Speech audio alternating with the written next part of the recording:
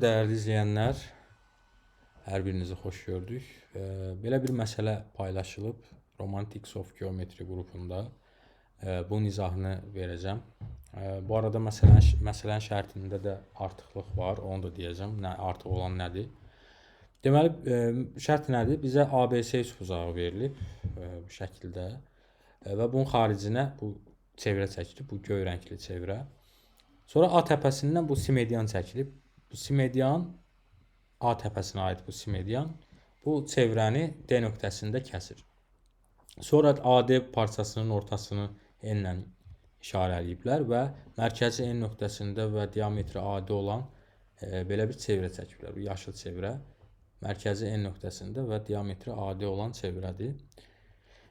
Sonra N nöqtəsindən BC-yə NN perpendikulyar, D nöqtəsindən BC-yə NY perpendikulyarı çəkilib. Bu yaşıl çevrə AC-ni Y-də kəsir, AB-nin uzantısında V nöqtəsində kəsir. Y ilə E-ni birləşdirib, Y ilə E-ni birləşdirəndə, N ilə də M-i birləşdirəndə bu düz xəttlə YY düz xətti ilə NM düz xətti bunlar Z nöqtəsində kəsişiblər. Sonra T nöqtəsi bu yaşıl çevrənin DC parçasını kəsdiyi nöqtədir. F nöqtəsi nədir burada? F nöqtəsi əslində ölü nöqtədir. Amma şərtdə onu belə verib. Y nöqtəsinin M nöqtəsinə nəzərən simmetrik olduğu nöqtədir bu F nöqtəsi. Amma belə baxanda da görmək olur ki, F nöqtəsi əslində ölü nöqtədir. Demək biz nəyi isbat eləməliyik? İsbat eləməliyik ki, F, Z, T demək nöqtələri bir düz xətt üzərində yerləşir. Demək bu məsələdə artıq olan nədir? Onu da deyim əvvəldən. Artıq olan burada AD-nin simedian olmasıdır. Yəni bu məsələnin heç bir yerində bu AD-nin simedian olması bizə lazım deyil. Yəni əgər kimsə o simediandan istifadə edib həll edirsə, demək ki, o xüsusi hal kimi həll eləmiş olur əslində məsələni. Yəni məsələ ümumi halda AD simedian olmasa da bu münasibət o, yəni bu FZT nöqtələri həmişə bir çevrə üzərində, bir düz xətt üzərində yerləşir. Demək burada nəyə əvvəlcə fikir vermək lazımdır? Fikir verməliyik ki, bu D, Y, Y, S nöqtələri bunlar bir çevrə üzərindədir. Niyə? Çünki DY perpendikulyardır BC, bunu şərtdə vermişdi. Əgər biz bu D ilə də Y-ni birləşdirsək, aydın məsələdir ki, bu AD, bu yaşıl çevrədə diametr olduğuna görə bu bucaq 90 dərəcə olur. Və DYS bucağı DYS'yə bərabər olduğuna görə, yəni bu iki bucaq eyni olduğuna görə bu 4 nöqtə bir çevrə üzərində olacaq. Bunu göstərdik. İlkin olaraq bu bizə lazım idi. Yəni bu 4 nöqtənin bir çevrə üzərində yerləşməsi. Daha sonra burada nəyi görmək olar? A ilə D-ni birləşdirsək, A ilə T-ni daha doğrusu AT düz xətti çəkək. Aydındır ki, ATD də 90 dərəcədir. Çünki AD diametrdir. Yaşıl çevrədə. O halda 90 dərəcəli bucaq əmələ gəlir. Aha.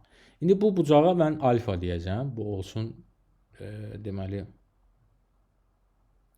alfa bucağı və N ilə T-ni birləşdirirəm. Aydındır, ANT bərabər yanlı üçbucaqdır. Çünki N bu çevrənin mərkəzidir. Onda bu bucaq da olacaq deməli alfa. Digər tərəfdən burada diqqət eləsək, bu C bucağı, bunu başqa rənglə göstərim. Bu C bucağı bu bucaqla bu bucaq bir-birinə bərabərdir. Çünki bu 4 nöqtə bir çevrə üzərindədir. O halda bu Y təpəsindəki bucaqla, xarici bucaqla bu C bucağı bir-birinə bərabər olmalıdır. Digər tərəfdən DY ilə NZ də paraleldir. DY, NZ paralel düz xətlərdir. Çünki hər ikisi BC-yə perpendikulyardır. Yəni ikisi də BC-yə perpendikulyardır. O halda demək burada DY ilə NZ bir-birinə paraleldir. Paralellikdən alınır ki, çarpaz bucaqlar var burada. Bu bucaq əslində elə bu bucağa nədir? Bərabərdir. Bu bucaqlar demək bir-birinə bərabərdir. Digər tərəfdən biz bu bucağa bir nəsə deyək, məsələn bu olsun beta bucağı məsələn. Onda 90 dərəcə burada beta olduğuna görə, bura 90, bura beta olduğuna görə bu bucaq olacaq 90 çıxılsın beta. 90 çıxılsın beta. T ilə yeni də birləşdirirəm. T ilə yeni birləşdirək.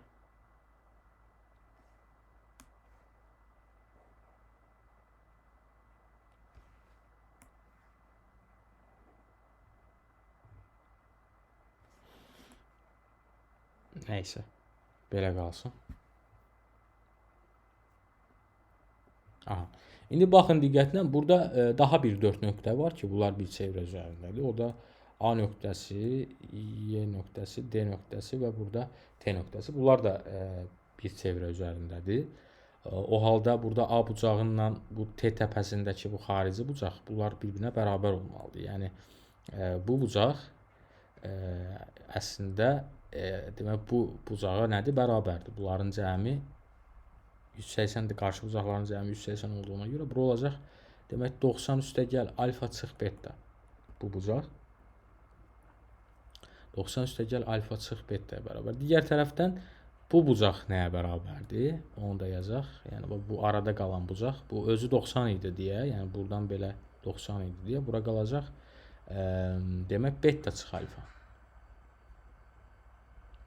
Beta çıx alfa. Aha, bu çox maraqlı bir şey oldu. Burada indi bu bucağa fikir versək, bu beta çıx alfa və alfa, onda bunun tamamı olacaq beta. Aha. Yəni tamamı olacaq beta, tamamı betadırsa, onda elə bu da beta olduğuna görə.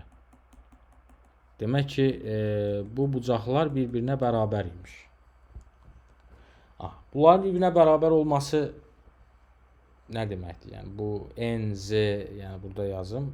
Bucaq NZY bərabərdir bucaq NTY. Bu o deməkdir ki, bu nöqtələr NZTY, bunlar bir çevrə üzərindədir. Çevrədədir yazacağım qısaca. Bir çevrə üzərindədir.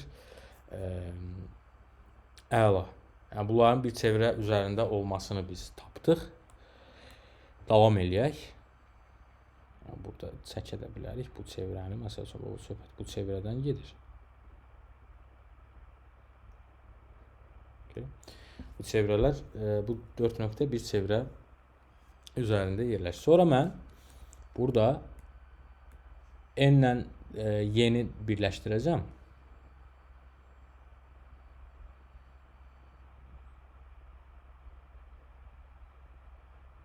N ilə Y-ni birləşdirəcəm.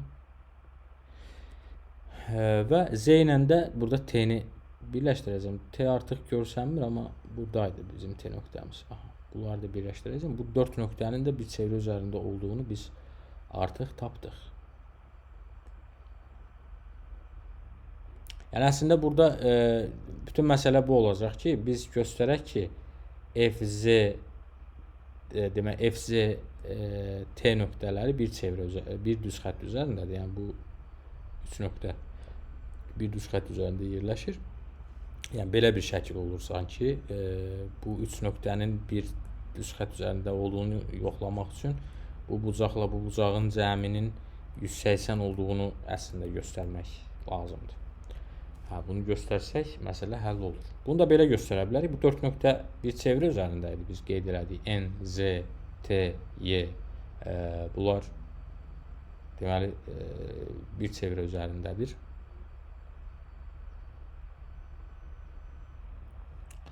Düzdür? Və digər tərəfdən N, T, Y, yəni burada gördüyümüz üç bucaq bu bərabər yanlı üç bucaqdır. Çünki N çevrənin mərkəzi olduğuna görə yəni bura betadırsa, bu sarı işarələdiyimiz bucaq, bu da beta olacaq. Yəni bu bucaq betadır. Bu bucaq betadırsa N, Z, T, Y yenə də bir çevrə üzərində olduğuna görə bu bucaq, yəni Z təpəsindəki xarici bucaq. Bu bucaq betaya bərabərdir. Yəni bu bucaq betadır.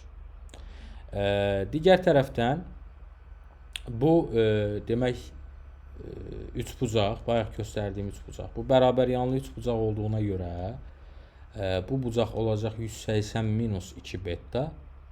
Bu bucaq daxili eyni qövsə söykənən daxili bucaqların bərabərliyindən biz deyə bilərik ki, bax buradakı bucaq da 180 minus 2 beta olacaq. 180 minus 2 beta.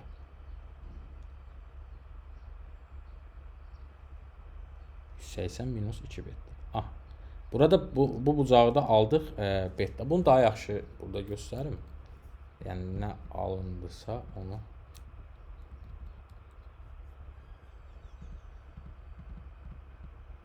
yaxşı. Biraz da sanki böyütmə var bunu. Aha. Daha yaxından baxaq. Demək burada biraz qarışıq oldu. Demək biz göstərdik ki, demək bu bucaq FZN bu betaya bərabərdir FZN.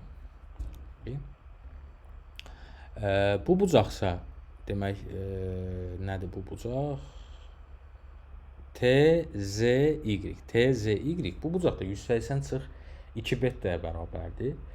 İndi bizim bir dənə burada göstərmək lazımdır ki, MZY əslində o da betaya bərabərdir. Onu da çox sadə, mən bayaqlar demişdim, bu F nöqtəsi ölü nöqtədir. Həqiqətən də ölü nöqtədir. Çünki biz bunu məsələdə demək olar ki, ən sonda istifadə edirik. Bu F nöqtəsinin M-ə nəzərən Y nöqtəsinə simmetrik olmaz.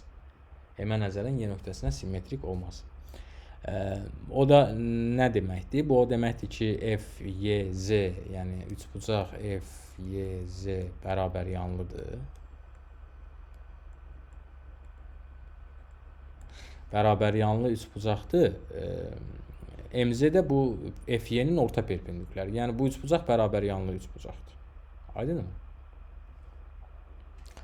O halda demək bu şəkildir.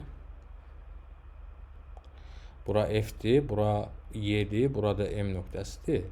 Demək, bu da perpendikulyardır, düzdür? Okay. Bunlar bir-birinə bərabərdir. Biz tapdıq ki, bu bucaq betadır. Aydındır ki, bu onda bu da betadır. Bu bərabər yanlı bucaq olduğuna görə. Yəni, bura da betadır. Buradakı bucaq.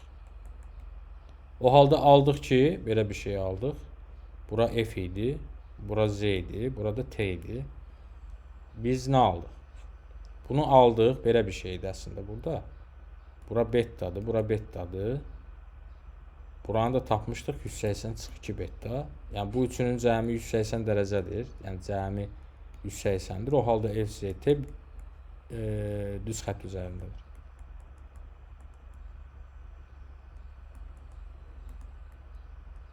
Yəni məsələ yəni sadədir, çətindir, onu deyə bilmərəm, amma hər halda elə çox da nəsə qayda, teorem falan bunlardan istifadə eləmədik. Yenə də deyirəm, AD-nin simmedian olması məsələnin harasında istifadə olundu? Heç bir yerində. Ona görə də bu məsələnin şərtini düzəliş eləmək lazımdır. Orada AD istənilən bir kəsən parça ola bilər. Sağ olun, növbəti videolarda görüşərik.